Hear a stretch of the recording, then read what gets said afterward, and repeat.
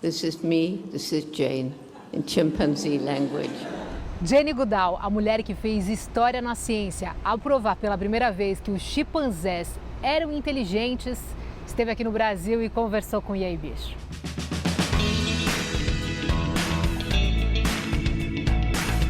E aí, bicho?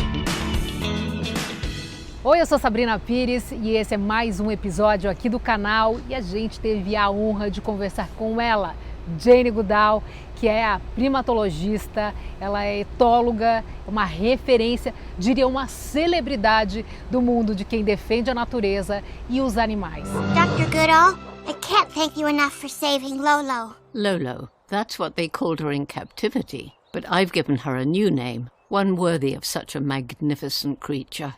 Popo. And may I just tell you, you've always been my hero. When I first went to university, after I'd been with the chimps 2 years, and I began talking about them by name, personality, mind, and emotion, I was told that those were unique to humans and I shouldn't do it, I should number them. But I'd already been taught by my dog that wasn't true when I was a child. So I just quietly went on talking about chimpanzees the way they are, because I'm not one to confront, I'm one to lead by example. And so gradually the scientists, they began to accept, but there was no confrontation.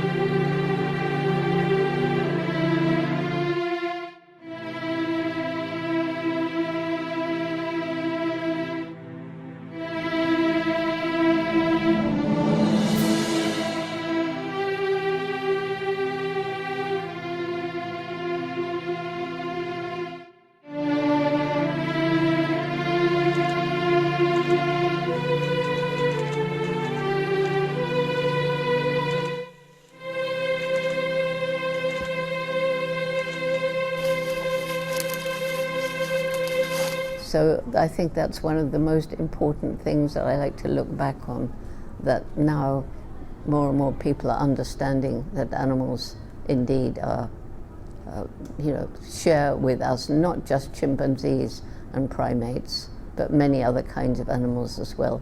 They're sentient beings. Even finding the intelligence in things like cockroaches and bumblebees. And of course this film, My Octopus Teacher, the incredible intelligence of the octopus. A lot of people say an octopus is like an alien.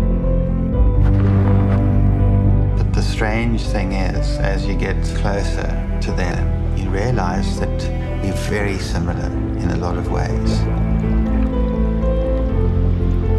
So it just leads to a whole new way of thinking about and respecting the other animals with whom we share the planet. We've got a long way to go.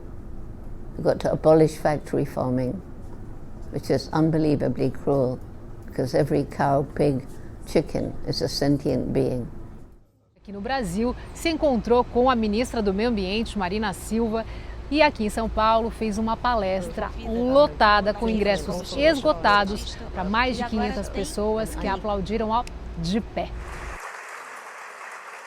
Jane Goodall é uma dessas unanimidades porque nos anos de 1960, sendo mulher, não tendo graduação, ela foi para a Tanzânia, na África, e acompanhou os chimpanzés e conseguiu provar pela primeira vez, dando essa nova noção de que eles são animais inteligentes, com interações sociais, de afeições e também de conflitos. They can be altruistic, they can reassure each other, they can pat one another if another is scared, but sadly, like us, they also have a dark and aggressive side.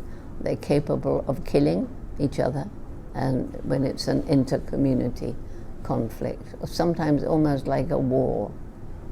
So what we learn is that we're not that different from the rest of the animal kingdom, but we do learn how are we different.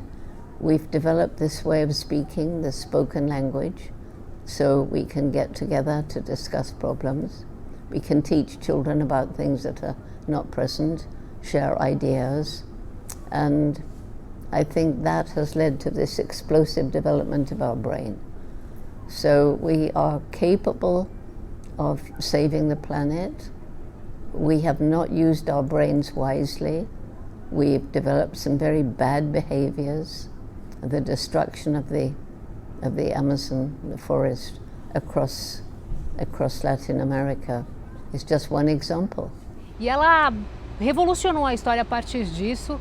Tem diversos reconhecimentos internacionais da ONU, mas aqui no Brasil ela está divulgando a instituição que ela fundou, que é a Roots and Shoots, para levar esperança e conclamar principalmente os mais jovens. Ela acabou também de lançar um livro chamado Esperança, parte da conversa que o E aí Bicho teve com ela, para saber, afinal, no mundo com tantos conflitos, no meio de guerra, como é possível ter esperança?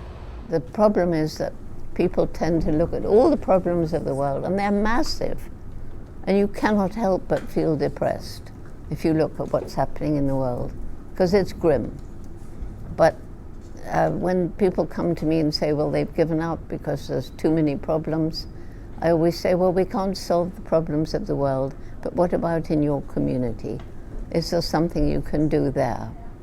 And like collecting litter or lobbying for something, go back to your community, find some friends to work with you, and then you'll find that you are making a difference in your little place. And so that inspires you to do more, and that inspires other people to join you. Uma tremenda honra entrevistar essa mulher com quase 90 anos. For some bizarre reason, nothing to do with me, I've become a kind of iconic figure.